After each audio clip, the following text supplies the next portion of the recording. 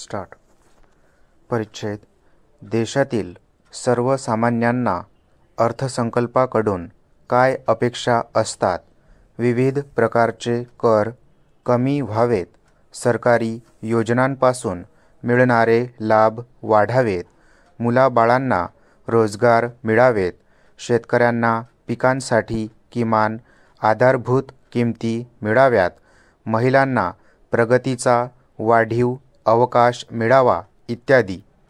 अर्थसंकल्प संपूर्ण आर्थिक वर्षासाठीचा असो वा अवघ्या काही महिन्यांसाठीचा म्हणजेच अंतरिम असो, अपेक्षा साधारण अशाच असतात. लोकसभा निवडणुकांच्या पार्श्वभूमीवर मांडण्यात आलेल्या अंतरिम अर्थसंकल्पात सरकारने गेल्या 10 वर्षात या सर्व अपेक्षा कशा पूर्ण केल्या आणि यापुढेही त्याच मार्गावर वाटचाल करण्यासाठी कोणत्या योजना आखण्यात आल्या आहेत याचे चित्र मतदारांपुढे ठेवण्याचा प्रयत्न केला. सध्या व्यक्त करण्यात येत असलेल्या अंदाजाप्रमाणे लोकसभा निवडणुका एप्रिल महिन्याच्या अखेरीपर्यंत पार पडतील आणि मे महिन्यात नवे सरकार स्थापन होईल असे दिसते. ते सरकार विद्यमान सत्ताधारी आघाडीचे म्हणजेच राष्ट्रीय लोकशाही आघाडीचे किंवा विरोधकांच्या आघाडीचे म्हणजे इंडियन नॅशनल डेव्हलपमेंट इन्क्लुझिव्ह अलायन्सचे असू शकते. नवे सरकार जुलै 2024 मध्ये तत्कालीन राष्ट्रीय आणि आंतरराष्ट्रीय परिस्थितीनुसार आणि 5 वर्षात गाठावयाच्या उद्दिष्टांनुसार 2024-25 या संपूर्ण वर्षाचा अर्थसंकल्प मांडेल. 1 एप्रिलला नवे आर्थिक वर्ष सुरू होते. तेव्हापासून ते पूर्ण वर्षाचा अर्थसंकल्प पारित होण्यापर्यंतच्या काळात सरकारचे दैनंदिन खर्च भागविण्याइतक्या रकमांना लोकसभेची मंजुरी मिळवण्यासाठी तात्पुरता म्हणजे अंतरिम अर्थसंकल्प मांडला जातो. अशा अर्थसंकल्पास तांत्रिकदृष्ट्या अतिशय कमी महत्त्व असते. गुरुवारी अर्थमंत्री निर्मला सीतारामन यांनी मांडला तो अर्थसंकल्प या वर्गातला आहे. मात्र लोकसभा निवडणुकांच्या तोंडावर सादर करण्यात आला असल्यामुळे सरकारला या तात्पुरत्या अर्थसंकल्पातही आकर्षक घोषणा करण्याची संधी असते. कोणतेही सरकार असो, ते ही संधी साधतेच. त्यामुळे साहजिकच त्यावर सर्वांचे लक्ष असते. परिच्छेद. सत्ताधारी आघाडीचे गणित मात्र खूप वेगळे असते.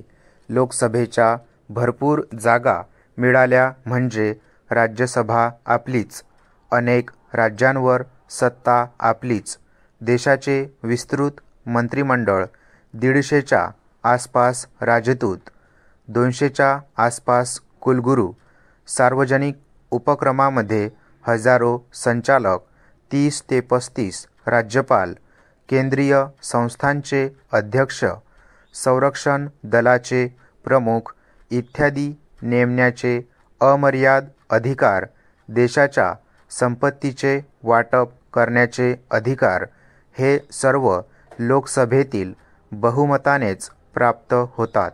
त्यामुळे अर्जुनाला एकाग्रतेतून फक्त माशाचा डोळाच दिसतो अशी स्थिती होणे आणि त्यासाठी अर्थसंकल्प पूरक ठरणे आवश्यक असते. सध्याच्या सरकारने स्थूल राष्ट्रीय उत्पादन वाढीचा दर 7% ठेवण्यात यश मिळवले आहे.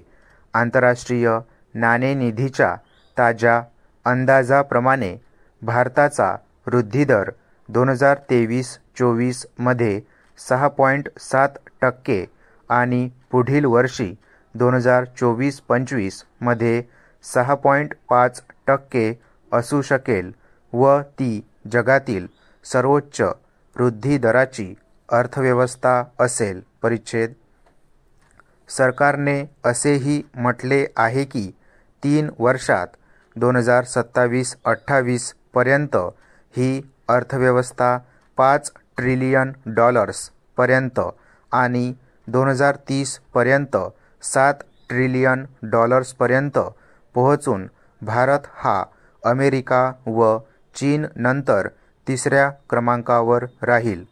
2047 पर्यंत भारत हा विकसित देशाच्या श्रेणीत पोहोचेल. हे दूरच्या काळासाठी बांधलेले अंदाज असल्यामुळे व आर्थिक स्थिती नेमकी बदलत असल्यामुळे त्यांच्या शक्यतेबद्दल काही भाष्य करणे उचित नाही.